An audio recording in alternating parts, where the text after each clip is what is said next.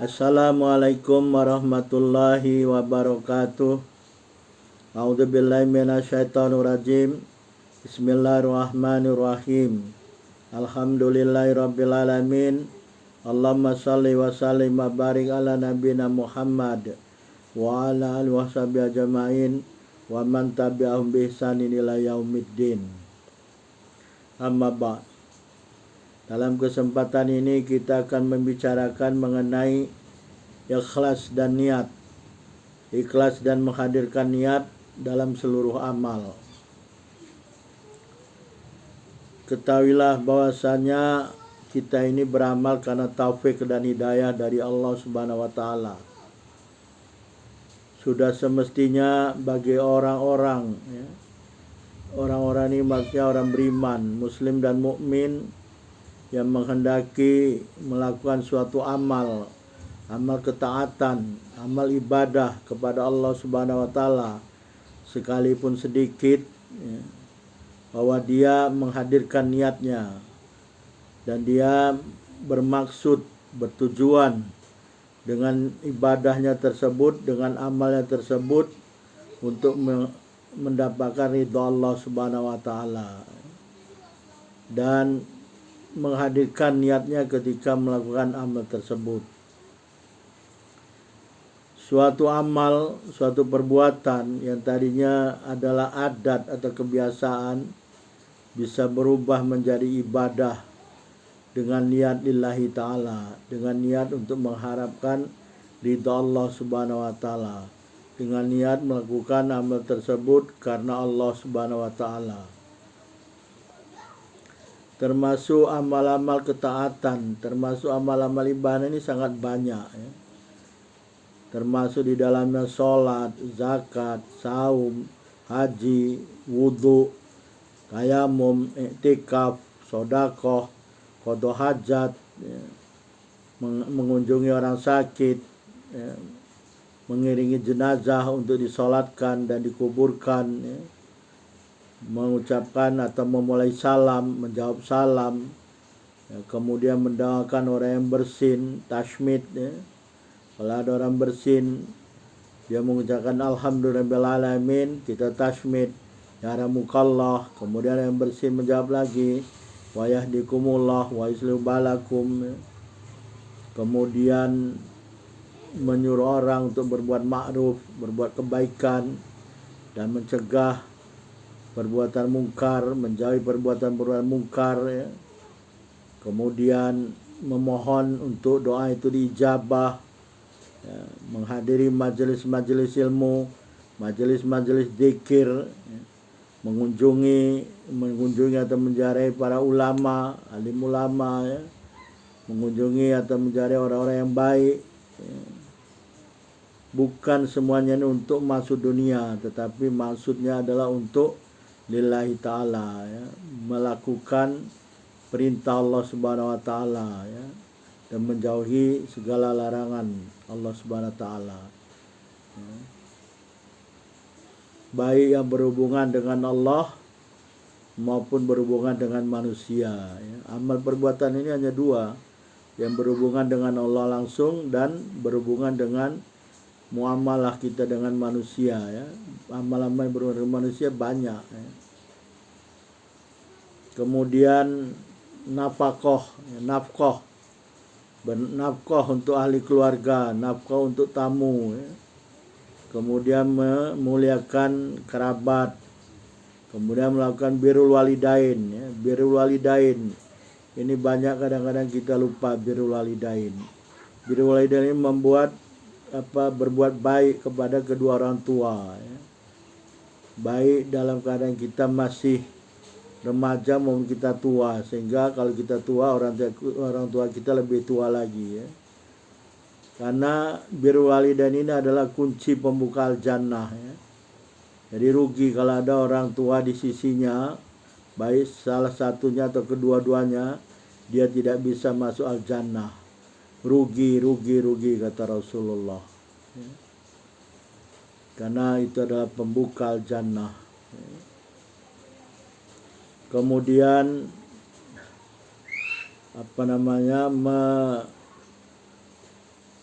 memuliakan orang-orang yang kita cintai, kemudian memuliakan para teman, jiran, ya, jiran tetangga, baik yang mempunyai hubungan rahim maupun tidak, ya. Kemudian mudzakarah ilmu saling mengingatkan dalam hal ilmu, ya, munadharah, ya, saling melihat melakukan perbandingan ilmu, kemudian mengulangi ilmu, ya, mengajarkan ilmu, belajar ilmu, mutalaah ilmu, menulis ilmu, mengarang ilmu, ya, memberi fatwa. Semuanya ini adalah karena Allah Subhanahu wa taala, ya. Dan banyak lagi amal-amal yang lain, ya. Banyak amal-amal ini, ya. Sehingga masalah makanan juga makan, minum, kemudian tidur, yang semuanya ini ditujukan untuk mendapatkan kekuatan, supaya dengan kekuatan itu kita bisa beramal ibadah kepada Allah, melakukan ketaatan kepada Allah, ya. Dengan adanya rehat, istirahat, rohah bahasa Arabnya, jadi rehat bahasa Melayu. Jadi rohatul badan, istirahat badan itu, ya, karena badan itu punya hak. Jangan kita menzalimi badan. Badan itu punya hak. Dengan istirahat badan itu mendapat kekuatan, sehingga dengan kekuatan itu kita akan rajin kita untuk taat kepada Allah, untuk ibadah kepada Allah. Bahkan disunahkan qailullah, ya, qailullah, ya. Wasta'inu bi qailulatin ala qiyamil lail, ya. Dapatkan pertolongan dengan tidur qailullah, tidur sekejap, ya, sebelum zuhur, jangan sampai lewat zuhur, ya.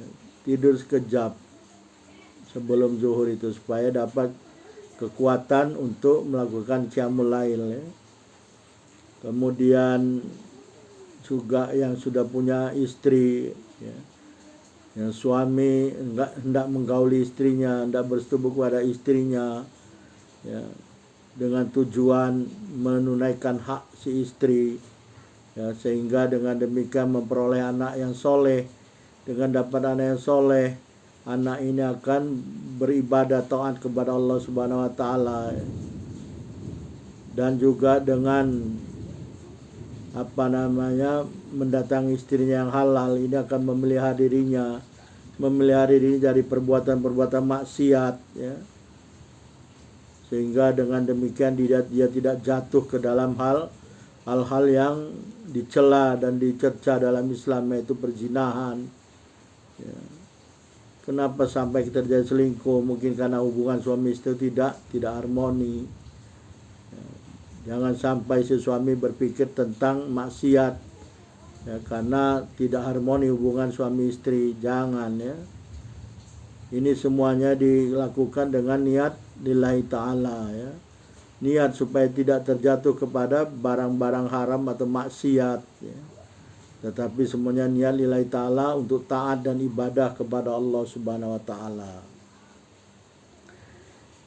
Niat ini tidak semua orang kadang-kadang bisa berniat untuk lillahi ta'ala, ya. Ada orang-orang yang diharamkan berniat untuk beramal, ya.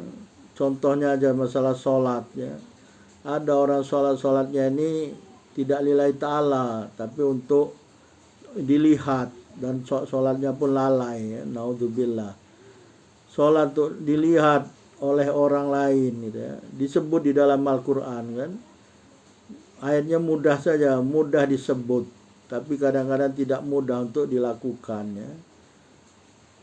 Fawailul lil musallin. Ini dalam surat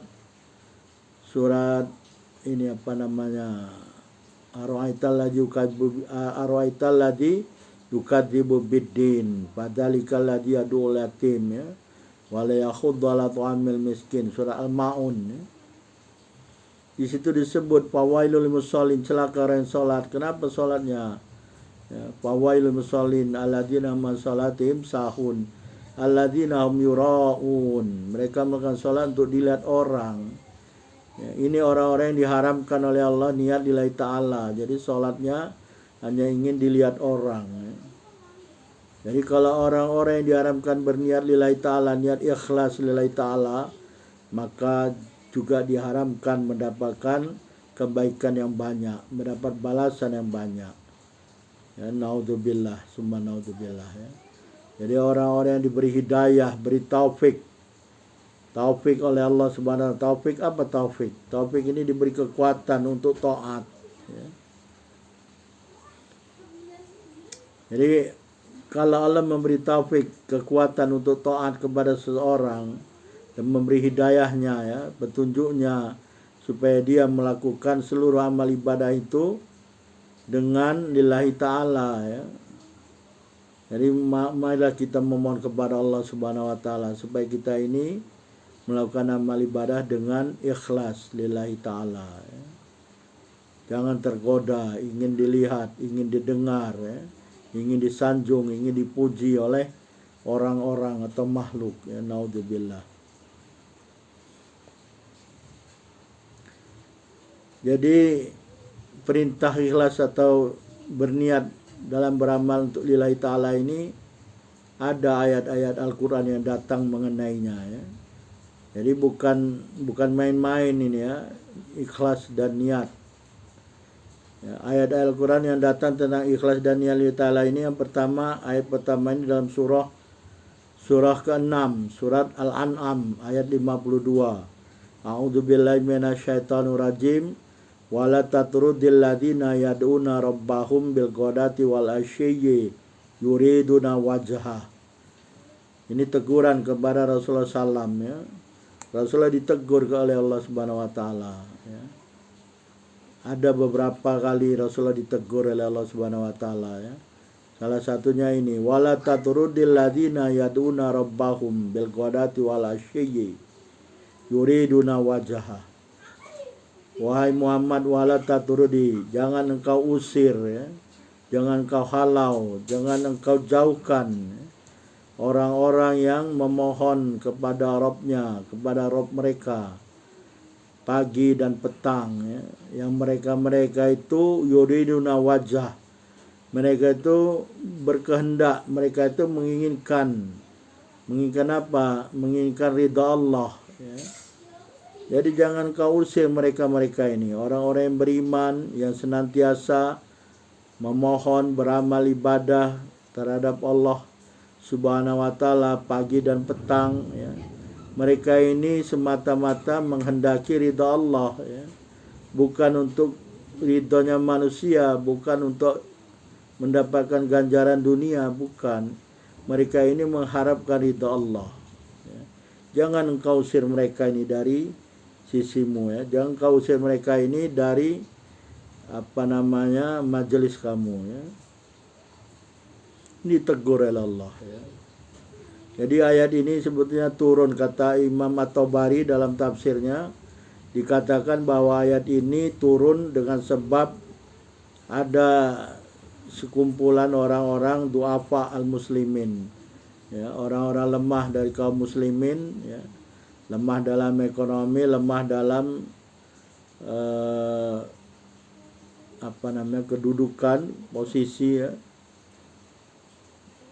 Kemudian orang-orang musyrik Mekah ini mengatakan kepada Rasulullah, lau taratta haula'i anka lagosinaka wa hadarna majlisaka ya. Warana Nabi sallam dalika tama'an fi islamihim.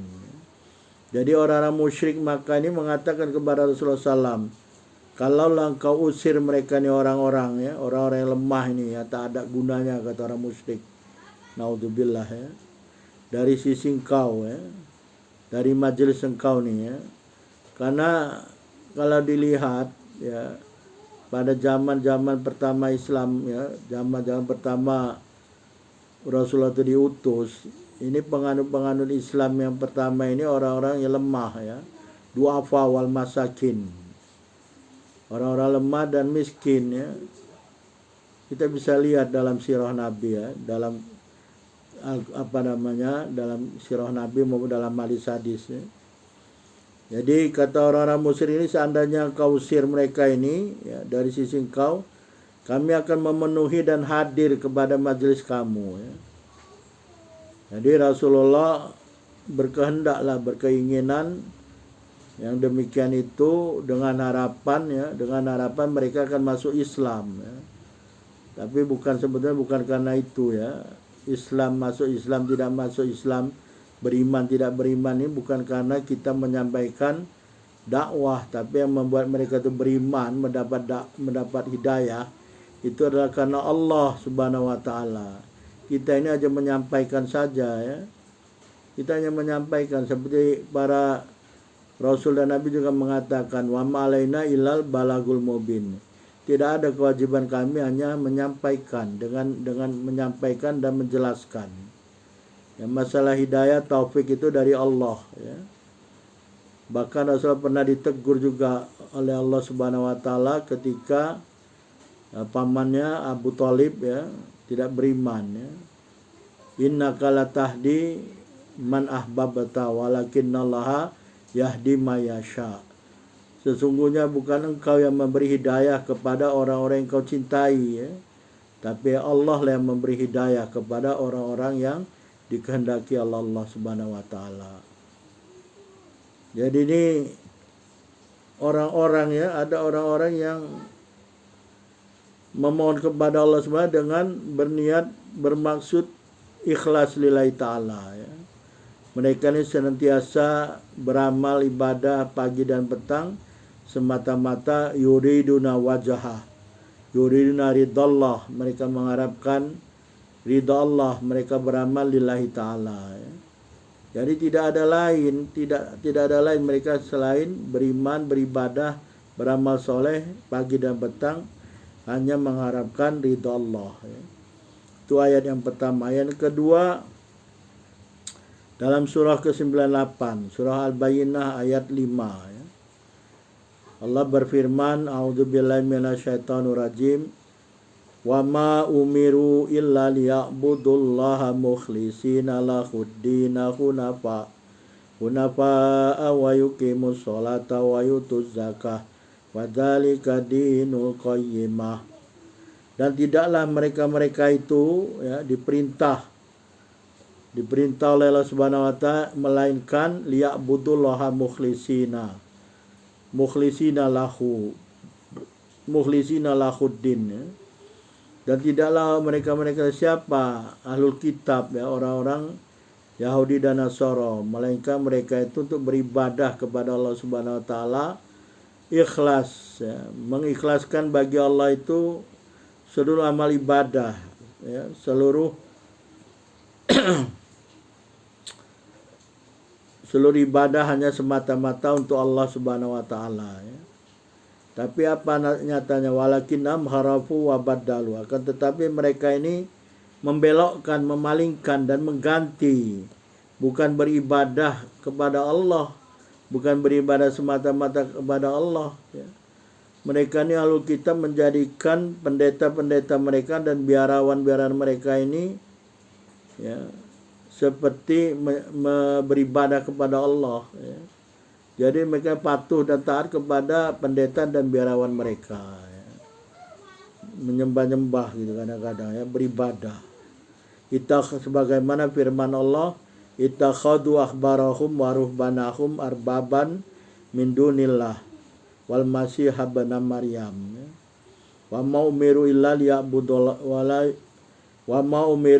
liya'budu ilaha wahidah ya. Jadi Allah berfirman lagi, ittakhadhu ahbaram wa ruhbanahum. Mereka ini mengambil pendeta-pendeta mereka, biaran-biaran mereka sebagai rob ya, sebagai sembahan ya. Min dunillah, selain Allah. Dan juga menjadikan wal masih ibn Maryam, dan menjadikan Nabi Isa alaihissalam bin Maryam sebagai sembahan mereka ya. Naudzubillah. Padahal mereka itu diperintah untuk beribadah kepada Allah, Allah yang ahad, Allah yang tunggal, Allah yang satu. Jadi ada perintah Allah ya. Ayat ini walaupun turun secara khusus untuk ahli kitab, tapi berlaku secara umum ya. Jadi kita juga diperintah oleh Allah Subhanahu wa taala untuk beribadah semata-mata kepada Allah, mukhlishina lahuddin, ya. Beribadah kepada Allah, mengikhlaskan seluruh amal ibadah kita ini hanya untuk Allah Subhanahu wa taala. Hunafa, tidak musyrik. Hunafa ini hanif, ya. Hanifa wama kana musyrikin. Hanif ini maknanya tidak musyrik, tidak menyeleweng, tidak mensekutukan Allah, ya. Hanifa wama kana minal musyrikin, ya. Hanif, Hanif ini termasuk sifat orang-orang bertakwa, tidak musyrik, tidak menyekutukan Allah Subhanahu wa taala. Wa yuqimus sholata wa yutuz zakah, dan berikan salat dan menunaikan zakat. Wa dzalika dinul qayyimah, itulah agama yang lurus, ya. Jadi diperintah untuk semata-mata beribadah ikhlas lillahi ta'ala, ya. Bukan untuk yang lainnya. Selanjutnya ayat ketiga, ya. Ayat ketiga surah ke-22, surat Al-Hajj ayat 37. Apa bunyinya? Insyaallah kita sambung pada kesempatan yang lain, ya. Wallahu a'lam. Subhanakallahumma wa bihamdika asyhadu an la ilaha illa anta astaghfiruka wa atubu ilaik. Wabillahi taufiq wal hidayah. Wassalamualaikum warahmatullahi wabarakatuh.